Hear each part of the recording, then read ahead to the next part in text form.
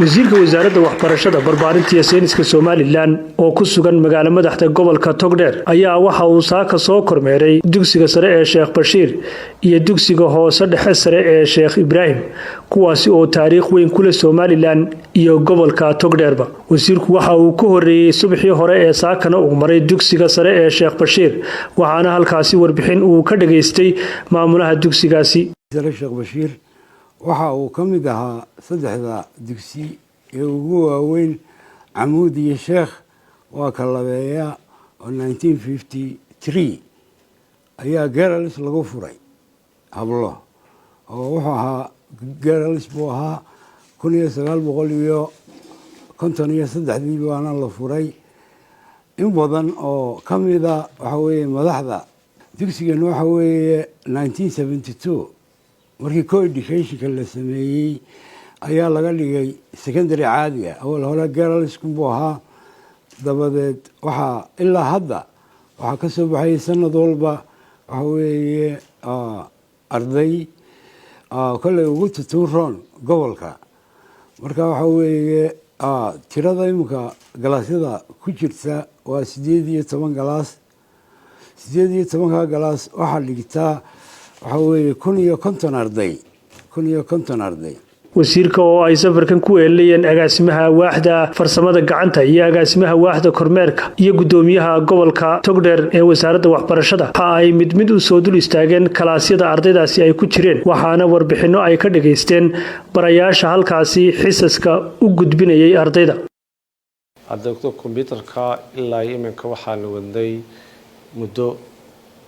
dheer baynu ku soo jirnay iminka oo sanad walba waxa loo dhigaa foomanada iyo foomtuyada. foomanada iyo foomtuga waxa lagu dhigayana waxa weeyaan cilmigoodii uu ka kaabo dhinaca farsamada ama technicalka ah. fasalkan hadda aan ku jirno la yiraahdo waa form 2C waxay qaataan isbuucii hal mar oo loogu daray technical ahaan oo loogu daray si hadhowta oo arday walba asagoo wax garanayo uu isticmaali karay xitaa maadaama social media dadka mobiles ka sitaan excelada iyo waxyaabaha dhan ay ka isticmaali karayaan practical ahaan ayaan ugu gudi jirnaa halkan. waxaan uga mahad celinaynaa sida uu noo soo maamusay ee uu nagu yimi isaga iyo xubnaha kale ee kala gedisan wasiirka waxaan ugu mahad celinaynaa mar walba sida dardarta leh oo ku bilaabay hawlaha waxbarashada college-ka iyo maartay wasaaradda waan la soconaa baan malaynayaa waxaan leenahay wasiir kolay in maartay in mar walba la iska warhayo oo la soo booqdo oo aan cagta muxuu ahaayay aan daalin baan ku soo jeedinaynaa. fasalkan waa 4A weeye anigaana muxuu ahaayay ka form masterka wasiirka wasaaradda waxbarashada gudoomiyaha gobolka Togdheer ee wasaaradda waxbarashada agaasimaha waaxda farsamada gacanta ayaa iyaguna halkaasi kala hadlay ardayda dugsiga sare ee Sheekh Bashiir. dhinaca wanaagna waa isku dhiirigeliyaa ardaydii sanadkii dhaweyd kaalmaha u sareeyay imtixaankii galay jaamacadda dibadeed baa loo daray marka taana ina qaybtiina qaadataan oo gobolka matalaysaan marka ay imtixaanka fadhiisanaysaan magaca iyo sumcadda gobolkana kor u qaadaan wasaaraduna cidii kaalmaha sare soo gasha sidii sanadkii hore loo sameeyay sanadkana waa loo dirayaa jaamacadda dibadda. waa dugsigii sare Sheekh Bashiir galaaskii 4ka waxay marday form 4 xaaladan soo gaarana kulli dadaal badan iyo dhiirigelin badan bay u baahan yihiin. annagu kulli dardaaran badan oo aan kala qaadanay wiigii dhawaana waa wada joognay galaaska hortiisa xafiiska imtixaanadu inuu ku qaato bil walba oo aanay dhicin in arday habsanaho muddo iska maqnaan imtixaan gelin taana waanu ka balanay. marka waxaan idinku dhiirigelinayaa idinkuna dardaarmaya inaad ka faa'iideystaan jaanis ka faa'iideysataan wax akhrisataan wixii aad garan weydaan ama idinku adkaado macalinka aad kula soo noqotaan hadda macallin 10 kaas ama maalinta aad dhigtay imtixaanka waa soo socday dib loogu celi maalinta ma aanu fahmin laakiin aad ku tala gashaan in qofku yiraahdo maalinta imtixaanka ayaan qishaya annagu maamul ahaana waxaan culayska weyn saari doonaa in aanay wax qish qof waliba wixii uu bartay inuu meel ku gaaro markii wasiirka wasaaradda waxbarashada uu ka yimid dugsiga Sheekh Bashiir waxa uu soo kormeeray dugsiga sare hoose dhexe ee Sheekh Ibraahim waxaana halkaasi warbixin uu ka dhageystay maamulaha dugsigaasi warbixin yar oo kooban idinka siiyo dugsiga hoose dhexe Sheekh Ibraahim labada qaybood isugu jira qaybtan midigta hadii naga xigta waa hoose dhexe qaybtanuna waa sare waxaan ku darno hadda iyaguna ku jira qayb vocational ah ee ku jirta oo aan isniri dadkii hadii waxbarashadii nidaamiga ahaa uu deel la wado oo umadiiba ay waxbarashadaas oo isugu baxday way ku fiican tahay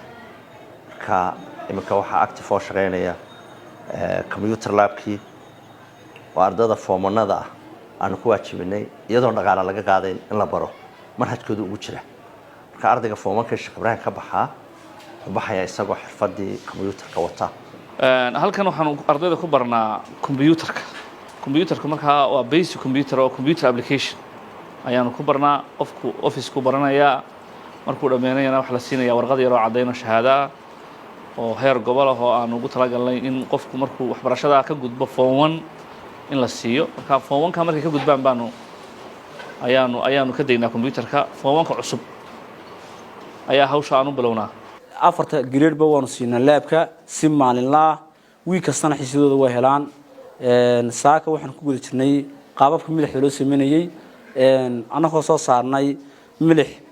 aan milmahayn iyo milix milmaysa ardayda sayniska soconay tijaabadeenan aan sameynay waxay ahayd waxaan isku darnay laba milix oo labaduba milmayeen oo kala ahaa potassium iodide iyo lead